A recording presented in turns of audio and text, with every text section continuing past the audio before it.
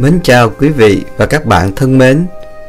Hôm nay tôi xin giới thiệu một loại tiền xu mà người Mỹ thích sưu tầm. Đó là đồng tiền Hobo Nickel. Tên gọi của đồng tiền xu Hobo Nickel thường là đồng 5 sen, có hình người da đỏ, thường được gọi là đồng Buffalo, là tác phẩm nghệ thuật dân gian của Mỹ. Các nghệ nhân sửa đổi đồng xu với nhiều kỹ thuật khác nhau, bao gồm chạm khắc hoặc đục lỗ bằng nhiều công cụ khác nhau. Các nghệ nhân chạm khắc mặt phải và mặt trái của đồng 5 sen.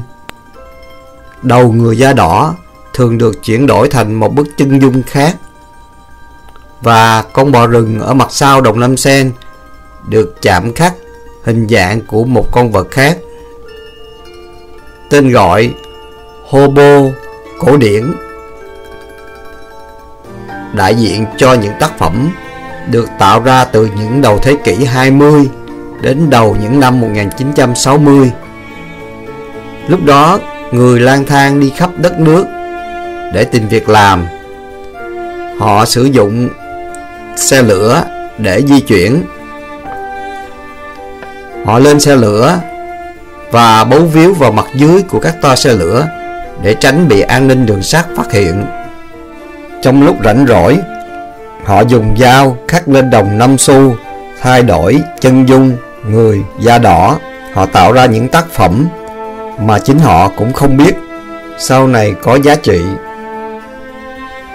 Những người lang thang sẵn sàng trao đổi, bán các tác phẩm nghệ thuật của mình để lấy thức ăn và chỗ ở khi chưa kiếm được công việc làm. Đến nay, nghệ thuật này vẫn được thực hiện bởi các nghệ sĩ, nghệ nhân, tạo ra các tác phẩm tiền xu Hobo Nickel hiện đại. Sau đây tôi xin giới thiệu với quý vị và các bạn những mẫu Hobo Nickel hiện đại và Hobo Nickel cổ điển được rao bán trên các trang mạng. Tùy theo tác phẩm nghệ thuật của mỗi đồng Hobo Nickel mà có giá từ 50 đô cho đến vài ngàn đô. Sau đây tôi xin giới thiệu với quý vị và các bạn một số tác phẩm nghệ thuật được khắc trên đồng tiền 5 sen.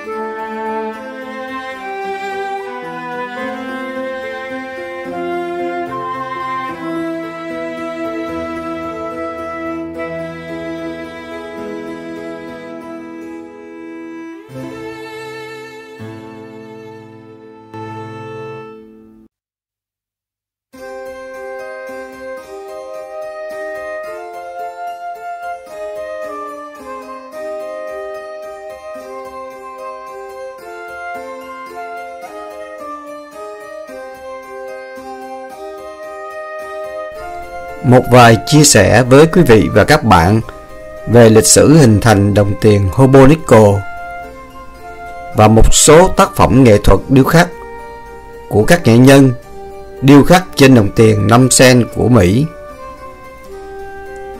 Nếu quý vị và các bạn xem trong đống tiền lẻ của quý vị và các bạn có những đồng tiền mà chân dung trên đồng tiền đó bị thay đổi, thì có thể đây là những đồng tiền Homo Nickel quý giá và quý vị có thể bán được với giá rất cao. Cảm ơn quý vị và các bạn đã quan tâm với video này. Nếu quý vị thấy hay và hữu ích thì xin quý vị tặng cho một like, chia sẻ và đăng ký. Xin hẹn quý vị và các bạn ở những video kế tiếp. Thân ái, kính chào quý vị và các bạn.